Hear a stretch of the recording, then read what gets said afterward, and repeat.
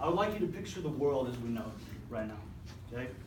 More importantly, I would like you to picture the Western civilization, you know? So everything that we have today in America, things that we love, the things that, you know, we hold near and dear to our hearts, it all came from one man, if you can believe that.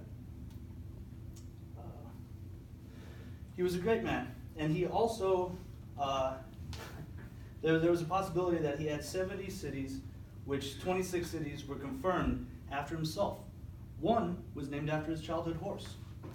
Does anyone have any guesses on who this man could be, who forged American history, well, not American history, Western civilization history to what it is today?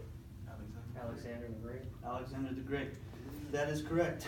His military conquests united the whole world as they knew it at the time. So Alexander the Great was the king of Macedonia. He was the conqueror of the Persian Empire. He was born in 356 BC in Pella, the ancient capital of Macedonia, to King Philip, the king of Macedonia, and Princess Olympias of Imperius. At age 12, Alexander was determined to prove to his father that he would be great one day. So he picked out one horse from the stable, the most unruly horse. Nobody has ever been able to tame this horse. Nobody's ever been able to ride it. He got on it and he conquered it. He tamed that horse. He named that horse Bucephalus.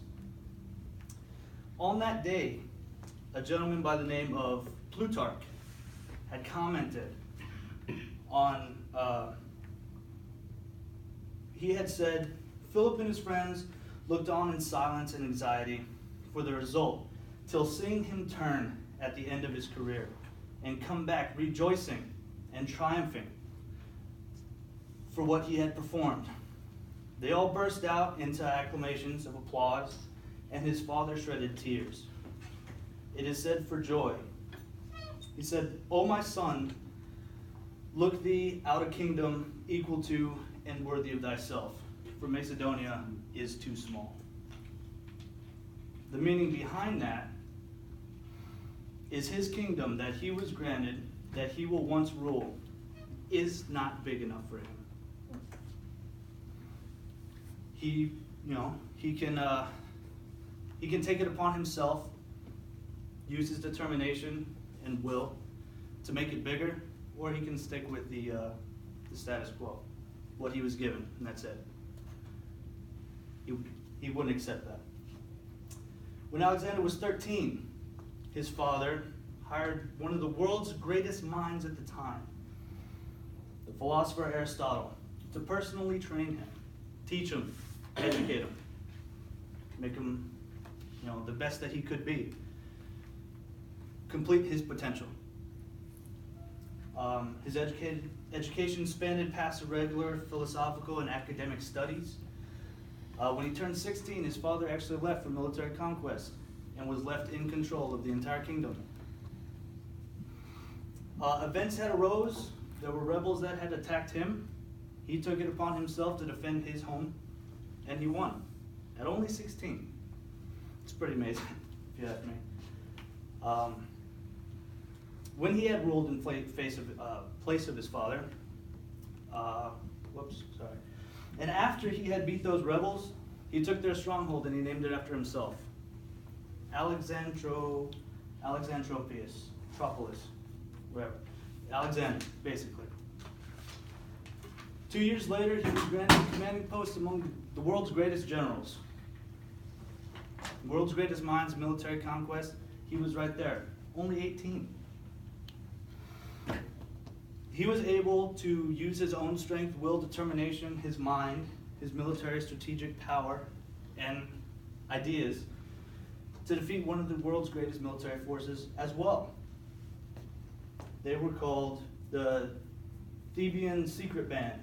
Don't know why, but they were great somehow,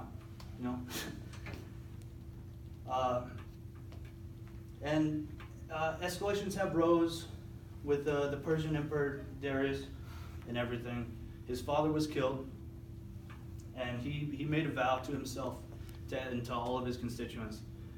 We will win, no matter what. who will always win. 10 years have gone by. He's been in charge, running the world, conquering place after place, defeating enemy after enemy.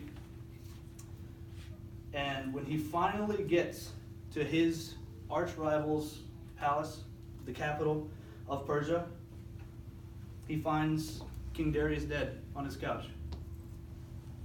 He didn't kill him, but he still won. A win's a win, no matter what. Alexander had struggled throughout his life of being underestimated, underqualified, for being too young, for being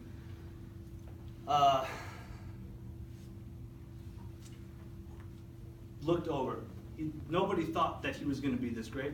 There were a select few people that were close to him and loved him, but nobody knew that he would conquer the world. He did it because he had this mindset of every single encounter, no matter how small, if you win, you win. If you lose, get back up and win. In my life, I haven't had a particularly easy life, okay? My father left. I was into drugs, alcohol, all of that. Went to jail a couple times. You know, it is what it is. But when I was younger, I read this story, and it really resonated with me. I understood what he did, why he did it. Because no matter how small the win, it's still a win. And I have used that to fuel myself, propel myself further in life, in my career, into whatever it is that I want to do in the end. And I will win.